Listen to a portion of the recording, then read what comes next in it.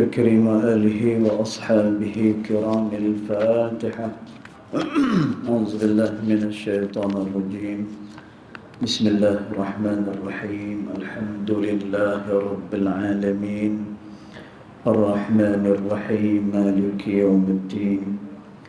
إياك نعبد وإياك نستعين. اهدنا الصراط المستقيم صراط الذين أنعمت عليهم غير المغضوب عليهم ولا الضالين آمين.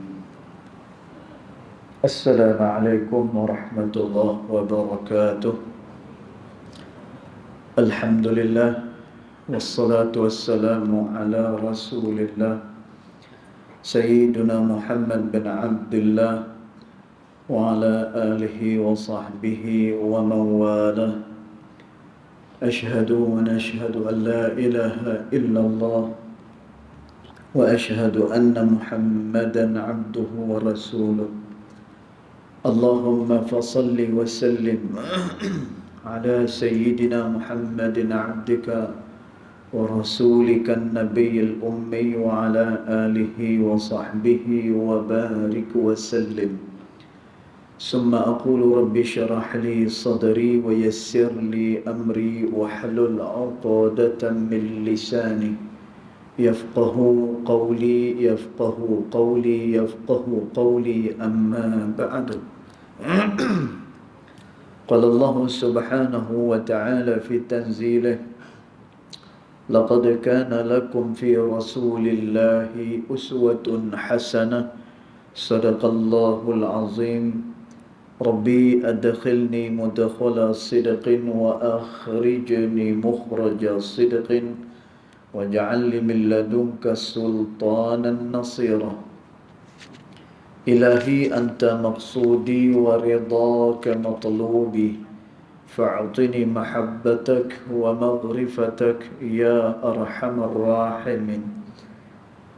Alhamdulillah, pertama-tamanya kita merafakkan kesyukuran kehadirat Allah Subhanahu wa Ta'ala, karena dengan limpah kurnianya, dengan rahmatnya, alhamdulillah, pada malam ni kita sama-sama sekali lagi dapat hadir ke dalam rumah Allah Subhanahu wa Ta'ala ini.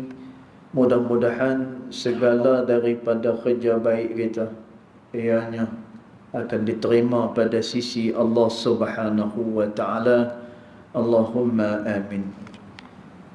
Tuan-tuan dan puan dirahmati Allah sekalian, kita sambung lagi pembacaan kitab Thimarul Jannah, terjemah kepada kitab Risalah Al-Mu'awanah fi Sulukin Tariqil Akhirah, yang dikarang oleh Al-Imam Al-Habib Abdullah bin Alawi Al-Haddad rahimahullahu ta'ala. Terjemahan Thimarul Jannah oleh Al-Syekh Idris Al-Khayyat Al-Fatani thumma Al-Makki rahimahullahu ta'ala. Dia kata, Bismillahirrahmanirrahim. Qala al-muallif rahimahullahu ta'ala wa nafa'ana bi'ulumihi fid darain amin. Dia kata, dan ketahui olehmu, dia kata, bahawasa muraqabah itu semulia-mulia maqamat, dia kata, dan setinggi-tinggi tempat kediaman dan setinggi-tinggi darjat, dia kata.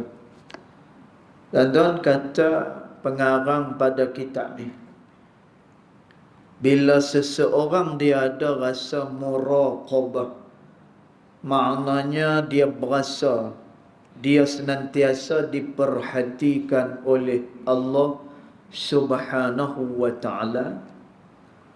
Kemudian timbul di dalam hati dia berasa malu, takut dengan Allah Subhanahu wa Ta'ala. Maka kata dia, ini adalah semulia-mulia maqam dan juga setinggi-tinggi tempat kediaman dan setinggi-tinggi darajat. Kerana apa? Kerana dia duk berasa, tuan-tuan.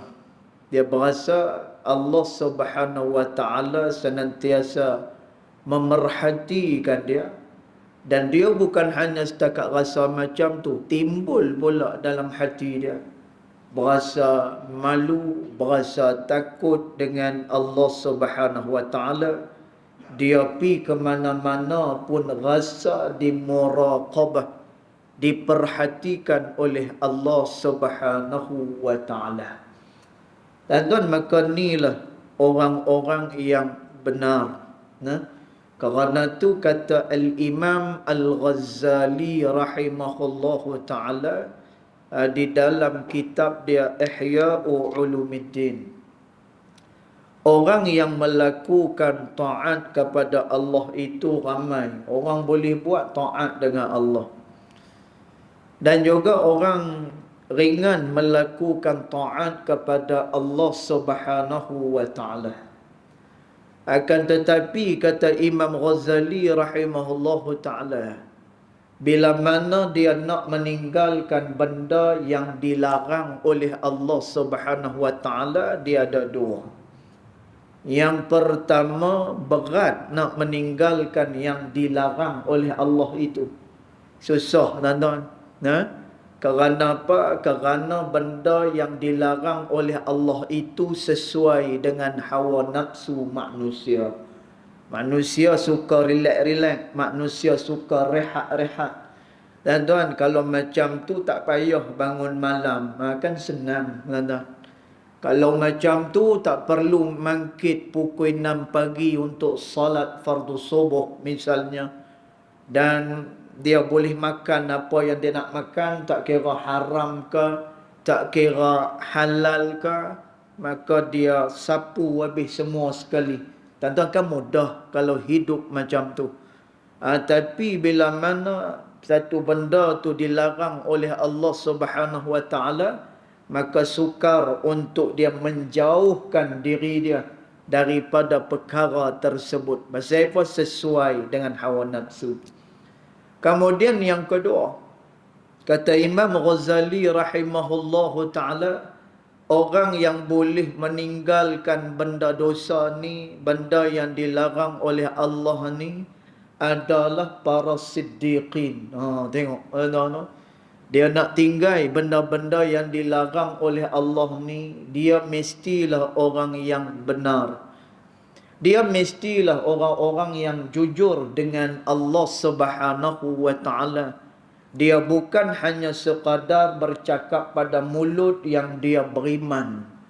Dia bukan hanya dakwa pada lisan dia yang dia kasih kepada baginda Nabi Muhammad sallallahu alaihi wasallam. Tapi dakwaan itu ada bukti dengan dia meninggalkan perkara yang dilarang oleh Allah Subhanahu wa ta'ala. Kerana tu Allah Subhanahu wa ta'ala dia peringatkan kita. Dalam surah Al-Ankabut, Allah Subhanahu wa ta'ala sebut, ahasiban nasu ayyutraku ayyaqulu amanna wa hum la yuftanun, kata Allah. Adakah manusia tu sangka yang Allah Ta'ala ni akan tinggalkan mereka dalam keadaan hanya mereka berkata kami dah beriman dah dengan Allah Ta'ala.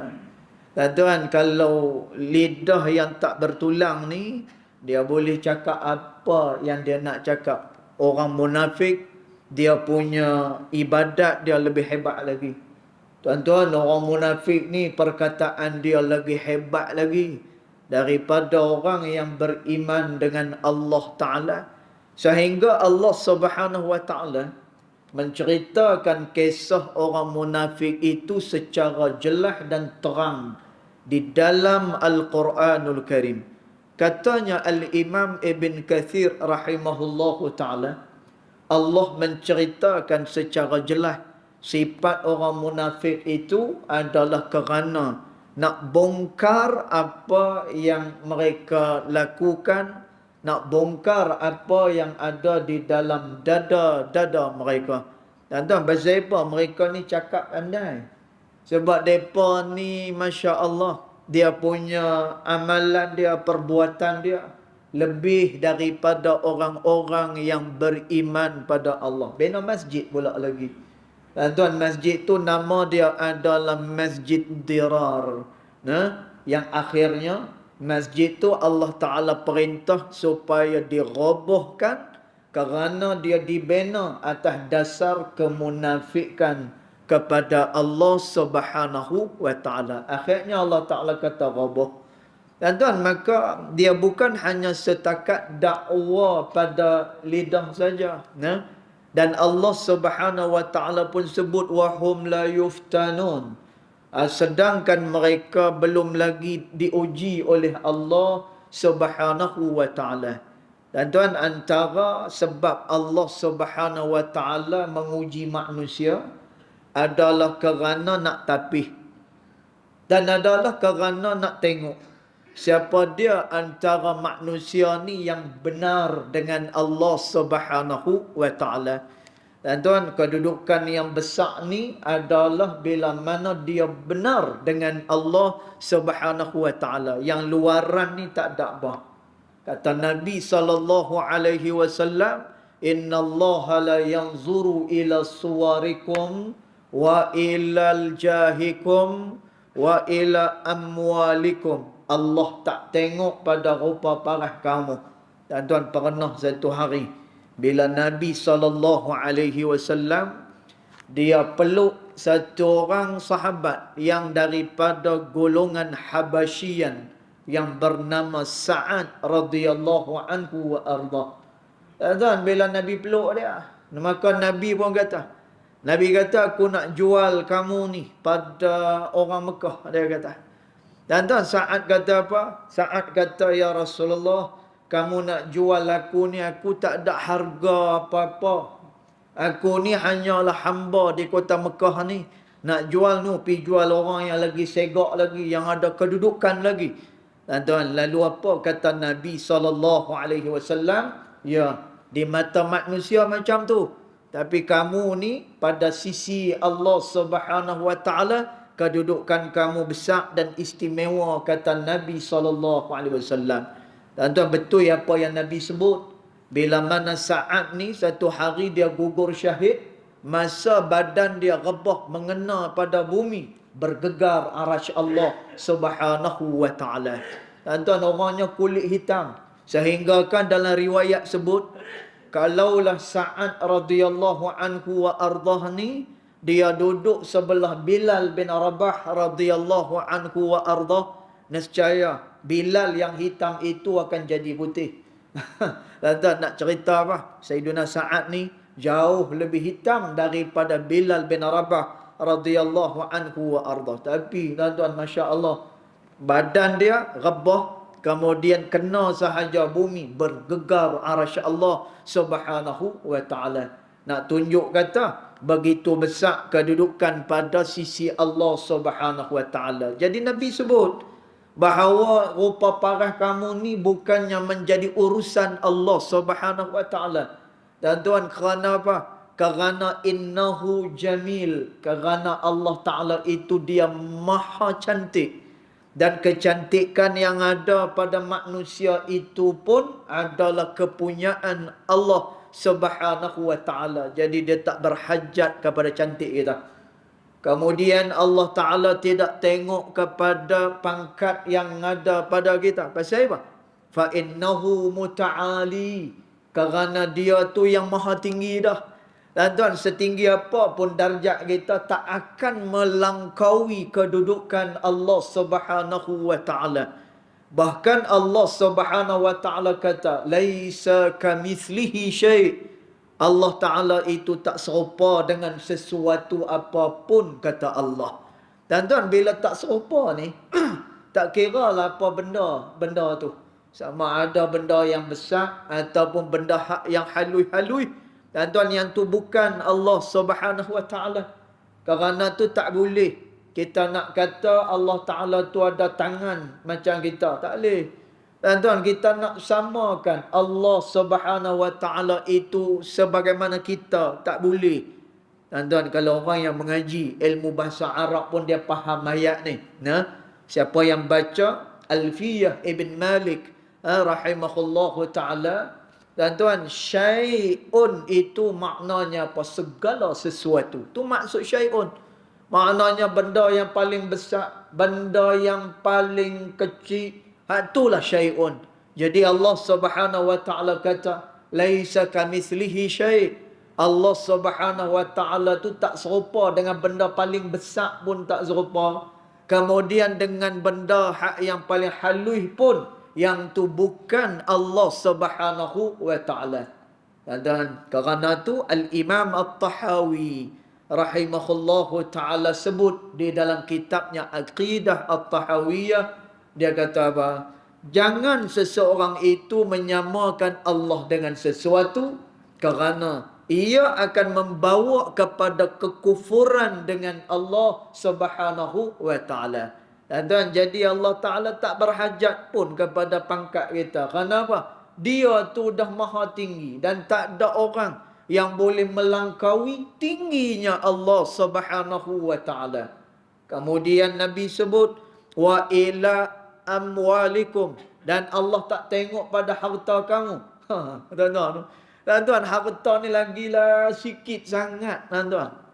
Yang Allah beri kat kita ni sikit sangat. Innahul ghani, dan dialah yang maha kaya, kata Allah Subhanahu wa ta'ala. Dan tuan, jangan kata macam tu. Bumi yang kita duduk ni, tempat duduk kita, rumah kita, itu semua adalah pemberian daripada Allah Subhanahu wa ta'ala. Allah Ta'ala sebut, walaqad makkannakum fil ardi. Sesungguhnya, kata Allah, kamilah yang memberikan tempat kepada kamu di atas muka bumi itu. Tuan-tuan, jadi tak ada apa pun yang milik kita ni. Maka semua benda ni, kecantikan Allah tak tengok, kemudian harta Tuhan tak tengok, kedudukan pun Allah Subhanahu wa ta'ala tak tengok. Habis itu yang Allah Ta'ala tengok apa dia? Qulubikum wa a'malikum. Iaitulah ke dalam hati kamu, kata Nabi sallallahu alaihi wasallam. Tuan, Masya Allah. Allah Subhanahu wa tengok kepada hati seseorang. Nak tengok dia betul ke tak betul ke? Nak tengok dia benar ke tak benar ke? Tuan-tuan, kerana tu dalam beramal ni, tak boleh amalan itu ada sekutu bagi Allah Subhanahu wa ta'ala. Tuan-tuan, kita dah terang. Al-Imam Nawawi rahimahullahu ta'ala, dia menyebut beberapa tingkatan orang yang beramal kepada Allah Ta'ala. Paling baik lagu mana? Tuan-tuan, yang paling baik, bila dia buat sesuatu itu adalah kerana Allah Subhanahu wa ta'ala. Tuan, kerana tu bukan mudah untuk seseorang dia meninggalkan benda yang dilarang oleh Allah, melainkan bila mana dia benar dengan Allah Subhanahu wa ta'ala. Kerana tu orang yang boleh meninggalkan benda yang dilarang oleh Allah Subhanahu wa ta'ala, dia dapat menandingi orang-orang yang banyak beramal kepada Allah Subhanahu wa ta'ala. Satu hari, seorang sahabat, dia jumpa dengan Sayyidatina Aisyah radhiyallahu anha wa ardaha. Dan tuan, sahabat-sahabat ni macam tu lah. Sahabat-sahabat ni kira mereka nak tempat pada sisi Allah. Kira mereka ni nak selamat pada hari akhirat. Mereka nak kalau boleh masuk dalam syurga Allah Subhanahu wa ta'ala. Jadi mereka banyak belajar. Tuan-tuan, nak ceritanya apa? Bila nak beramal, bila nak dekat diri dengan Allah Ta'ala, nak mendapatkan syurga Allah Subhanahu wa ta'ala, tuan-tuan, jalannya adalah belajar. Kerana tu kata Nabi SAW, man salaka tariqan yaltamisu fihi ilman, siapa-siapa yang berjalan kerana nak mendapatkan satu sahaja ilmu Allah Subhanahu wa ta'ala, sahalallahu lahu tariqan ilal jannah, maka Allah akan mudahkan bagi dia perjalanan untuk dia menuju kepada syurga Allah Subhanahu wa ta'ala. Dan tuan, pasal apa dia dimudahkan jalan nak ke syurga ni? Orang ada ilmu ni, tuan-tuan, dia sempit lagu mana sekalipun.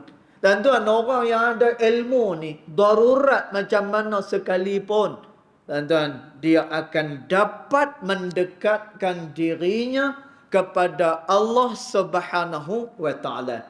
Tuan-tuan, sebab itu semalam saya kuliah di Taman Wiramogong, ada satu hadis, menarik hadis ni. Menarik hadis ni. Hadis ni bila mana Abu Amrah Sufyan bin Abdullah radhiyallahu anhu wa ardah, dia jumpa dengan Nabi sallallahu alaihi wasallam. Dia kata dengan Nabi sallallahu alaihi wasallam, "Ya Rasulullah, tolong habaq dekat aku berkenaan dengan Islam, yang apabila engkau khabarkan kepada aku tak perlu lagi dah nak rujuk kepada orang yang lain." Tuan-tuan, maknanya apa? Kita tahu dah. Nah, Abu Amru ni adalah orang yang sibuk. Tuan-tuan, Abu Amru ni mungkin dia sibuk dengan pekerjaan dia. Tuan-tuan, tapi dia tidak juga mendapat tempat pada sisi Allah Subhanahu wa taala. Tuan-tuan, saya selalu sebut, benda yang paling mudah dalam dunia ni adalah nak mendekatkan diri kepada Allah Subhanahu wa taala. Tuan-tuan, tapi nak buat macam mana? Musuh-musuh Islam, orang yang membenci Islam ni, dia brainwash kita punya akal fikiran kita. Bila kata Islam, dia hanya tertentu pada tahlil saja. Tuan-tuan, bila kata Islam, hanya tertentu pada masjid saja. Tuan-tuan, bila kata Islam ni, macam ni, lah ni Maulidur Rasul ni Islam. Tuan-tuan, Islam tu apa dia? The way of life. Itu Islam. Islam adalah seluruh daripada kehidupan manusia.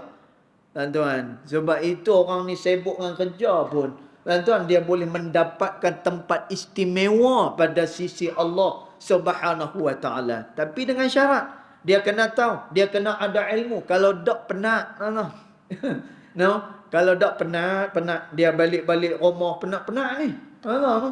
Dia balik-balik penat-penat, malam tak boleh bangun. Dia tak boleh nak tahajud malam. Ataupun boleh tahajud tapi sikit ya. Dia buat 2 rakaat, lepas tu 1 rakaat witir. Itu saja yang dia mampu buat. Tuan, hari-hari duk mengeluh ni, bila gamaknya aku nak boleh amal banyak. Tuan, padahal hari-hari dia beramal dengan Allah Ta'ala. Kerja dia beramal dengan Allah Ta'ala. Tuan, yang tuan-tuan pergi kerja ni, keluar pagi balik petang tu beramal dengan Allah Subhanahu wa taala. Kata Nabi sallallahu alaihi wasallam, mana-mana ketua keluarga yang keluar kerana mencari nafkah untuk keluarga dia, selama dia berada di luar dan pecah peluh dia, maka dia berada pada jalan Allah Subhanahu wa taala. Dan tuan, dia berusaha untuk mencari benda yang dihalalkan oleh Allah Subhanahu wa taala. Dan maka dia telah pun mendapatkan pahala pada sisi Allah Subhanahu wa taala. Dan nafkah ni dia benda yang wajib atas ketua keluarga. Kerana tu kata Nabi sallallahu alaihi wasallam, "Man istata'a minkum al-ba'ah." Tuan-tuan, ni hadis Nabi tentang kahwin. Tapi orang muda kita ni, dia tak kira al-ba'ah tu. Dia duk kira apa dia? Man istata'a minkum. Dia tak. Siapa-siapa yang mampu untuk menikah, maka menikahlah. Bila mana dengan menikah ni, ghaddul basar, maka dia dapat menundukkan pandangan mata dia. Tuan-tuan, ada tak orang yang lepas menikah, dia tak tundukkan mata dia? Ada. Ada. Malah, tuan-tuan, ni satu orang pegawai syariah, dia pernah sebut, bila dia tanya dekat orang yang dah menikah ni tapi berzina lagi dengan orang lain, dia kata apa? Bila pegawai syariah ni kata, apa ni kan dah ada isteri dah kat rumah, yang khidmat, yang setia, yang cantik, apa semua sekali, ni pergi berzina lagi kat luar. Dan dia kata apa? Dia kata tu terang cik, dia kata, lagi sedap hak yang duk berzina tu daripada yang duk ada di rumah, dia kata. Oh, masya-Allah, tabarakallah. Tuan-tuan, jadi apa pun juga kena ada ilmu lah. Tuan-tuan, dia kena ada ilmu. Jadi al-ba'ah ni tadi ringkas ceritalah. Tuan-tuan, kita tak ada masa dah. Nah, saya pula bila masuk waktu je on time mesti berhenti punya. Tu, saya berkira tentang benda-benda ni. Wal asri kan? Macam tu. Okey baik, al-ba'ah, apa dia al-ba'ah? Al-ba'ah salah satunya adalah an-nafaqah. Ada no?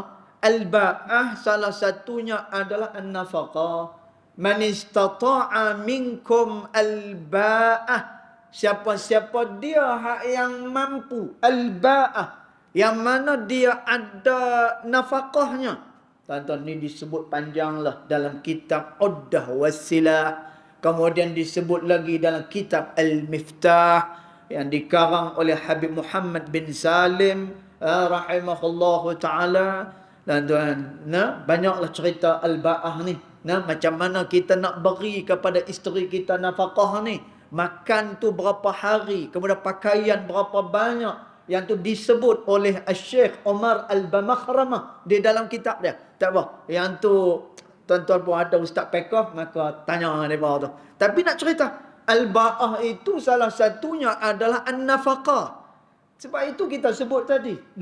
Bila mana tuan-tuan keluar daripada rumah tu beramal dengan Allah Subhanahu wa ta'ala. Walaupun nampak dia punya gambaran dia, tasawur dia macam cari dunia. Dan kata Nabi SAW, kam min amalin suratuhu suratul dunia. Berapa banyak kata Nabi SAW, yang satu amalan itu nampak macam amalan dunia, jazauhul akhirah.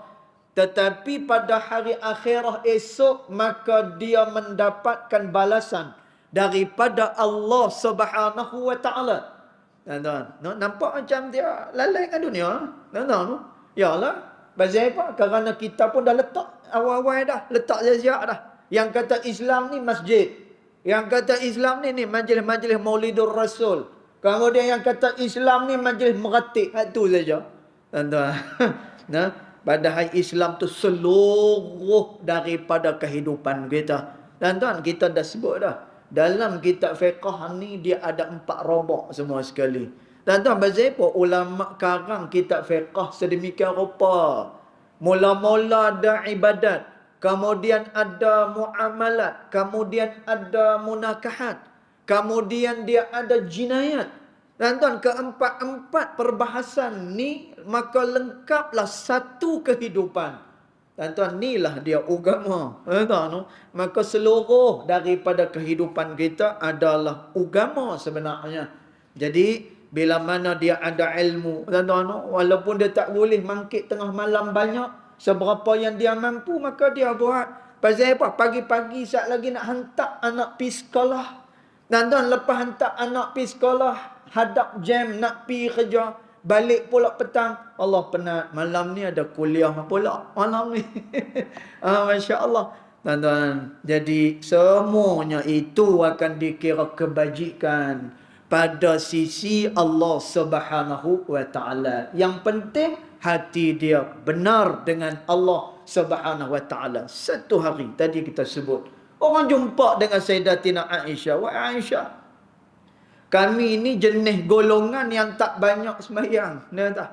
Kami ini jenis golongan yang tak banyak bersedekah. Dia kata.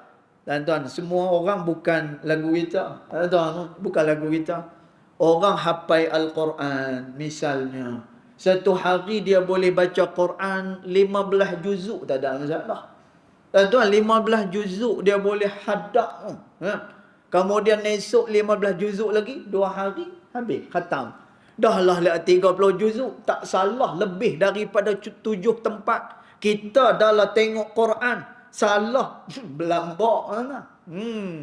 Tengok Quran tu salah belambak tu. Kemudian dalam belambak, baca lambat. Rangkak dia kata macam ni. Dia kata, tua dah. Lidah pun keras dah. Dia kata. Macam tu. Tuan-tuan. Jadi semua orang tak serupa macam kita. Kalau orang yang hafal Quran macam tu, kalau orang yang duduk di pondok, setiap masa tu dengan beramal kepada Allah Subhanahu wa ta'ala. Habis itu, yang duk kerja polis, habis itu yang duk kerja tentera, habis itu yang kerja custom, yang jadi pengarah tu, pengarah ni. Macam mana macam mana tuan-tuan? Dia nak memperbanyakkan amalan dia pada Allah Subhanahu Wa Taala. Tapi ulama kata, ulama sebut dan perkataan ni ada dalam kitab Qatrul Ghaifiyah. Ulama kata apa? Ulama kata semua manusia berhak untuk mendekatkan dirinya kepada Allah Subhanahu Wa Taala. Sehingga Allah sebut dalam hadisul qudsi, kata Allah Subhanahu Wa Taala, kalaulah hamba aku datang kepada aku dalam keadaan berjalan, aku akan pi kepada dia dalam keadaan berlari, kata Allah. Kalaulah hamba aku berlari kepada aku, sepantah kilat aku akan pi kepada dia. Tuan-tuan, sebab tu nak dekat dengan Allah Ta'ala paling mudah. Tuan-tuan, paling mudah. Bahkan disebut oleh Al-Imam Al-Habib Abdullah bin Alawi Al-Haddad rahimahullahu ta'ala dalam kitab dia Adab Sulukil Murid. Dan tu ni ada adab orang yang nak dekat dengan Allah Ta'ala. Imam Al-Haddad kata apa? Kalau ada pekerjaan, tak perlu tinggal pekerjaan kerana nak dekat dengan Allah Ta'ala. Kalaulah dia ada perniagaan, maka janganlah dia tinggalkan perniagaan dia kerana dia nak dekat dengan Allah Subhanahu Wa Ta'ala. Kalaulah dia ada hobi, jangan tinggal hobi dia kerana dia nak mendekatkan diri kepada Allah Subhanahu Wa Ta'ala. Anda tak perlu tinggal semua ni. Pekerjaan halal, okey, kebajikan pada sisi Allah Ta'ala. Perniagaan cukup haul dan juga nisab dia, setiap tahun keluarkan zakat. Kemudian tolong orang Islam kita, majukan ekonomi umat Islam kita. Tuan-tuan, perniagaan tu dikira kebajikan pada sisi Allah Subhanahu Wa Taala. Hobi, supaya dia tak buat perkara yang merapu-merapu. Tuan-tuan, kemudian dia ada hobi berbasikal misalnya. Kemudian apa lagi, dia suka berenang misalnya, atau suka memanah ke. Hobi. Tuan-tuan, supaya apa? Terpenuhi masa dia dengan perkara-perkara yang berfaedah. Tuan-tuan, nampak macam perkara dunia tadi kita sebut, yang Nabi sebut. Tetapi itulah akan mendapatkan balasan pada negeri akhirat besok. Tuan-tuan, maka mudah untuk kita dekat dengan Allah Ta'ala. Jadi Sayyidatina Aisyah kata pada orang ni, kalau kamu nak menandingi orang-orang yang banyak beramal kepada Allah Subhanahu Wa Ta'ala, utrukil ma'asi. Tinggalkan benda maksiat yang dilarang oleh Allah Subhanahu Wa Ta'ala. Kamu boleh buat yang tu, maka kamu dapat menandingi orang-orang yang banyak beramal kepada Allah Subhanahu Wa Ta'ala. Tuan-tuan, pasal apa dia dapat menandingi orang-orang yang beramal?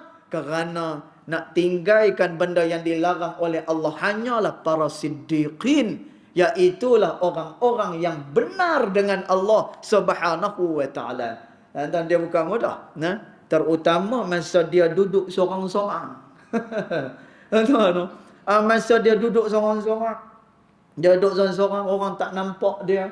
Dan tuan, kerana tu disebut di dalam kitab At-Tibyan fi Adab Hamalatil Quran yang dikarang oleh Al-Imam An-Nawawi rahimahullahu ta'ala.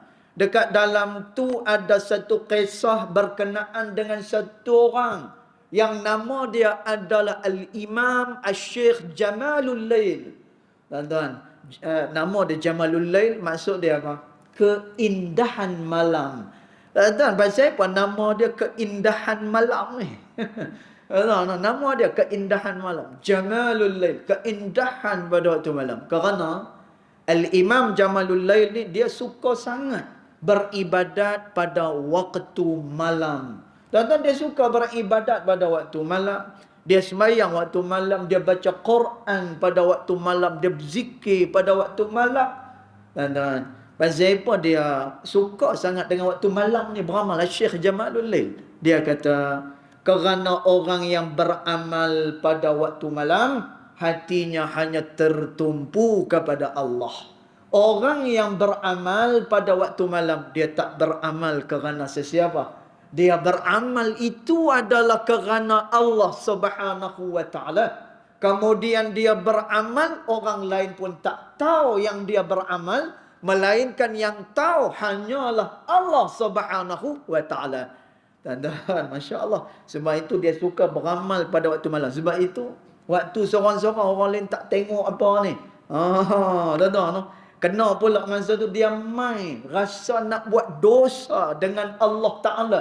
Tuan-tuan, kalau dia boleh tinggalkan dosa pada waktu tu, tuan-tuan, ganjaran dia besar. Kemudian menyamai dengan orang-orang yang banyak beramal kepada Allah Subhanahu wa taala. Kerana tu kata ulama, tidak ada perkara yang lebih afdal melainkan bila mana dia boleh mengontrol, dia boleh mengawal hawa nafsu dia. Dia boleh kawal hawa nafsu dia. Kalau dia berdosa pun, maka dia akan cepat untuk bertaubat kepada Allah Subhanahu wa taala. Maka dia kata, dan setinggi-tinggi darajat dan iaitu maqam ihsan yang diisyarat kepadanya dengan sabdanya alaihi salatu wassalam. Dia kata, Nabi SAW sebut bahawa maqam muraqabah itu adalah maqam yang paling mulia, setinggi-tinggi darajat pada sisi Allah, setinggi-tinggi tempat kediaman. Nabi kata apa? Al-ihsanu an ta'budallaha ka'annaka tarahu fa in lam takun tarahu fa innahu yaraka. Tuan-tuan, ni yang paling baik sekali. Apa dia? Nabi kata, ihsan tu kamu menjadi hamba pada Allah ka'annaka tarahu, seolah-olah kau tengok pada Allah Subhanahu wa taala. Dan kita ni kalau Allah Ta'ala ada kat tengah kita hari ni. Kemudian Allah Ta'ala kata, siapa yang duduk dalam majlis ilmu ni aku nak beri kat dia. Macam-macam pemberian aku nak beri kat dia. Tuan, pernah satu hari masa Nabi SAW wafat. Bila Nabi wafat ni, maka Sayyidina Umar radhiyallahu anhu wa ardah, dia tengok-tengok orang ni sibuk dengan pasar, depa ni sibuk dengan urusan harian. Akhirnya Sayyidina Umar pun utuskan seseorang. Sayyidina Umar abak dah, kamu beritahu orang kat pasar macam ni. Kamu abak ada apa? Dan tuan, orang ni pun pergi kat pasar, sahabat ni pergi kat pasar. Dia kata, Nabi dah wafat dah. Nabi ada tinggalkan harta warisan dia, tapi nak diberi harta warisan tu kat masjid Nabi. Mari kita pergi ke masjid. Dan tuan, orang pakat tinggal habis pasal. Nampak tak? Dan tuan, orang pakat tinggal habis semua sekali. Tengah duk niaga pun katuk kedai sat. Katuk kedai. Saya pun ni harta warisan Nabi ni nak diagih-agihkan di masjid. Bila sampai kat masjid tengok tak ada apa. Tak ada apa. Weh, Umar ni apa ni? Hang kata tadi ada harta warisan Nabi SAW. Mananya? Dan maka Sayyidina Umar kata apa? Inilah warisan Nabi SAW. Apa dia? Iaitulah majlis zikir, majlis ilmu. Maka itu adalah harta warisan Nabi Muhammad SAW. Tuan-tuan, macam tu orang dengan benda yang nampak depan mata dia. Jadi kerana tu kata Nabi SAW, benda yang paling baik sekali, an ta'budallaha ka'annaka tarahu. Kamu jadi hamba kepada Allah seolah-olah macam kamu tengok dia. Fa in lam takun tarahu, kalau kamu tak boleh nak tengok Allah Ta'ala, kamu kena tahu fa innahu yaraka, dia senantiasa memerhatikan kamu, kata Nabi SAW. Dan hadis ni declare, hadis ni nak kata bahawa maqam ataupun kedudukan muraqabah itu sangat mulia pada sisi Allah. Kerana apa? Dia duk berasa kebersamaan dia dengan Allah Subhanahu wa taala yang senantiasa memerhatikan gerak-geri dia. Maka mudah-mudahan kita senantiasa diberikan kebaikan oleh Allah Subhanahu wa taala. Cukup setakat tu. Nanti kita akan sambung pada pertemuan yang akan datang. Yang baik datang daripada Allah Subhanahu wa taala, yang tidak baik datang daripada kejahilan diri saya sendiri, walaupun hakikat kedua-duanya datang daripada Allah Subhanahu wa taala. Bismillahirrahmanirrahim. Alhamdulillah Rabbil Alamin. Wassalatu wassalamu ala ashrafil anbiya wal mursalin wa ala alihi wa sahbihi ajma'in. Allahumma ighfir lana ma akhta'na wa ma ta'ammudna wa ma asrarna wa ma a'lanna wa ma anta a'lamu bihi minna, antal muqaddim wa antal muakhir. La ilaha illa anta subhanaka inna kunna minadh dhalimin. وصلى الله على سيدنا محمد وعلى آله وصحبه وبارك وسلم. الحمد لله رب العالمين والله أعلم.